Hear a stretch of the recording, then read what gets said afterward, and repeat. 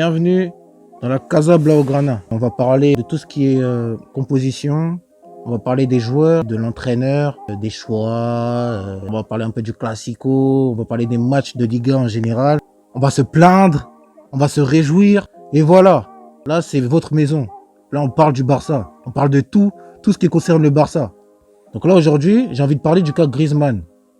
Parce que c'est quand même un cas qui me dérange vraiment, qui me dérange beaucoup, dans le sens où, moi, Griezmann, j'attendais beaucoup de lui.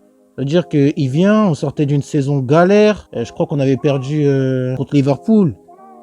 On avait pris 4-0 au remontada en demi-finale. On avait perdu la finale de Coupe du Roi. Son arrivée le 12 juillet 2019, je me disais vraiment Griezmann, avec le jeu, comme c'est un joueur intelligent, c'est un joueur qui se déplace, c'est un joueur qui aime une touche, deux touches de balle, qu'il allait rapporter un peu de vivacité, un peu de déplacement, sachant aussi que c'est quelqu'un qui plante de base. Des buts importants, comme contre nous en quart de finale de Ligue des Champions, tu vois, c'est quelqu'un qui marque dans les matchs importants quand même.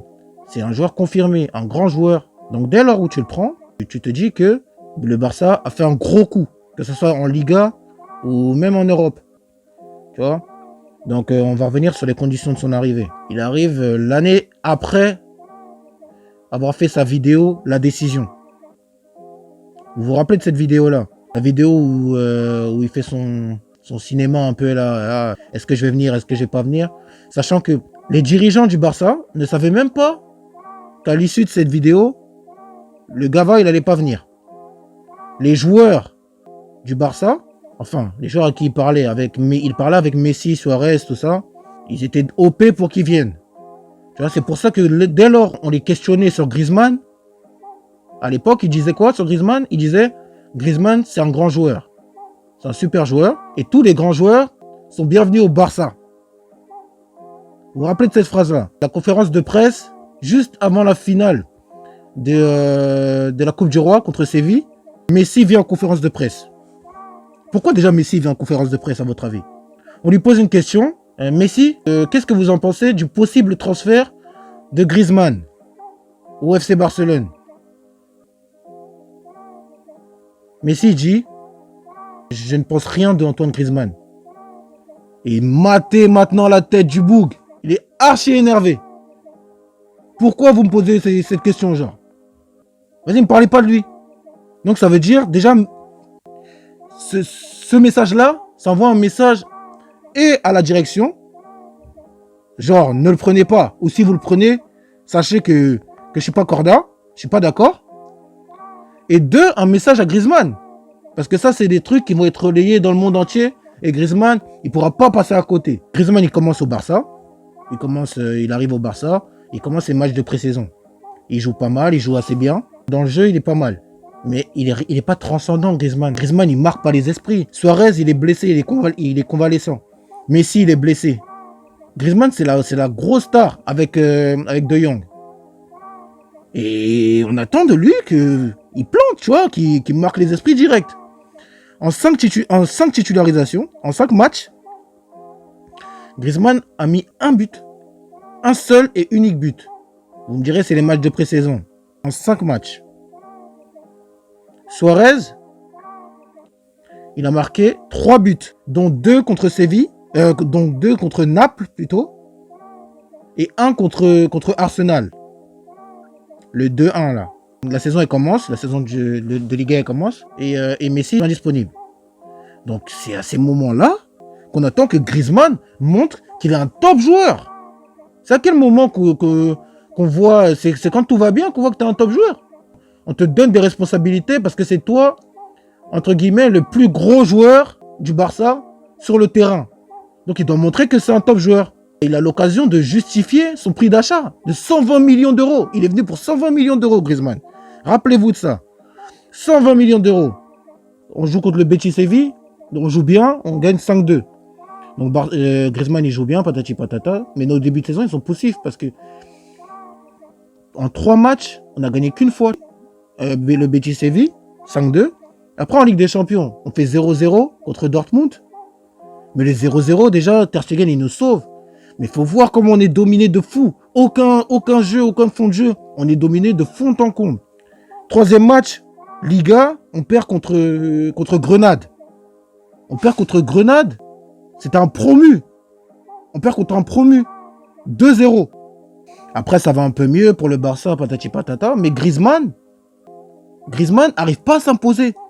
Griezmann, il n'arrive pas à trouver sa place. Il n'arrive pas à marquer des points. Il ne marque pas de points.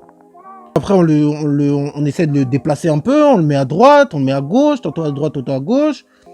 On ne sait pas trop Griezmann à quoi il sert, tu vois. Ça veut dire que Griezmann, certes, il aide défensivement. Défensivement, il aide beaucoup.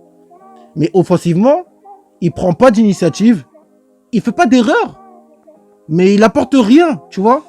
Et c'est quand même un top joueur, Griezmann. C'est censé être un top joueur. Quand il y a des problèmes, il faut qu'il apporte des solutions. C'est pour ça qu'on l'a pris. 120 millions d'euros. Valverde, à l'époque, il commence à avoir un peu moins confiance en lui, tu vois. Ça veut dire qu'il commence à le mettre un peu remplaçant de temps en temps. Moi, le problème que j'ai avec Griezmann, c'est que, à ce moment-là surtout, c'est que on dirait que il force l'amour de Messi. Il force l'amour de Messi et Suarez, mais surtout de Messi. Impose-toi, t'es un grand joueur. Arrête d'attendre l'aval de Messi, tu vois. Messi, moi j'adore Messi, tu vois. Mais toi, t'es un grand joueur. Dans ton cas, tu dois t'imposer. Donc arrête. Quand tu dois tirer, tire. Fais pas la passe. Moi, je comprends pas ça. Ça veut dire qu'il y a une mauvaise entente entre Messi et Griezmann, mais entre Suarez et Griezmann, c'est pas fluide. Griezmann, Messi et tout, ils font pas la passe à Griezmann. Faut pas se mentir. Ils calculaient pas trop Griezmann sur le terrain, comme en dehors d'ailleurs. Mais ils calculaient pas Griezmann, ça veut dire que Griezmann il est bien passé. Suarez il est un peu moins bien placé, bah, il va faire la passe à Suarez. Ou au lieu de faire la passe à Griezmann, il va tenter un raid solitaire, Messi. Tu vois. Ça se complique quand même pour Griezmann. Mais un grand joueur doit s'imposer. Il doit s'imposer, un grand joueur. C'est pas comment dire. Tu dois être acteur de ton destin. Tu dois être acteur de ton destin. Tu dois pas subir. Griezmann, un joueur comme Griezmann, doit pas subir. Donc là en 2020, Coman il vient. Enfin fin 2020 là, août 2020. Je sais pas si c'est août ou. Coman il vient. Apparemment il a fait des promesses à Griezmann. Entre temps, il a dit ça pourquoi? S'il a vraiment dit ça, hein, il a dit ça pourquoi? Parce que Messi, c'est dans les tuyaux qu'il va partir. Messi lui a dit qu'il veut partir. Il allait voir la direction a dit que Messi veut partir. Mais bon, ils veulent pas qu'il parte. Griezmann, vu la situation de l'année dernière, mine de rien, je pense qu'il a voulu partir, tu vois. Et Coman, il a convaincu de rester en lui disant que je vais te faire jouer, soi-disant à ton poste. Entre-temps, Messi reste. Coutinho, il revient. Lui, il change de numéro pour s'imposer, tu vois, numéro 7. Là, c'est mon vrai numéro. Vous allez voir ce que vous allez voir. Et vas-y. Entre-temps, Coutinho, quand il joue, il est archi fort. Archi fort. Dans les déplacements, dans les intentions de jeu, physiquement, l'impact qu'il met, tu vois. C'est impossible. C'est impossible pour Coman. C'est impossible de mettre Griezmann à la place de Coutinho. Tu vois? Mais si Griezmann il était assez fort l'année dernière, il aurait dû être comme Coutinho est aujourd'hui. Sauf qu'il n'a pas été. Je commence à croire que Griezmann est limité. Griezmann, s'il n'y a pas le une touche, je sais pas quoi. Griezmann, il ne va jamais éliminer un joueur. Griezmann ne va jamais éliminer un joueur. Il fait la passe et vas-y, on y va. Passe et appel de balle. C'est bien, hein? Mais des fois, il faut éliminer. Et là, aujourd'hui, non seulement il élimine pas, mais même ce qu'il faisait bien avant, il ne le fait plus bien. Il se cache. Griezmann ne veut pas recevoir la balle.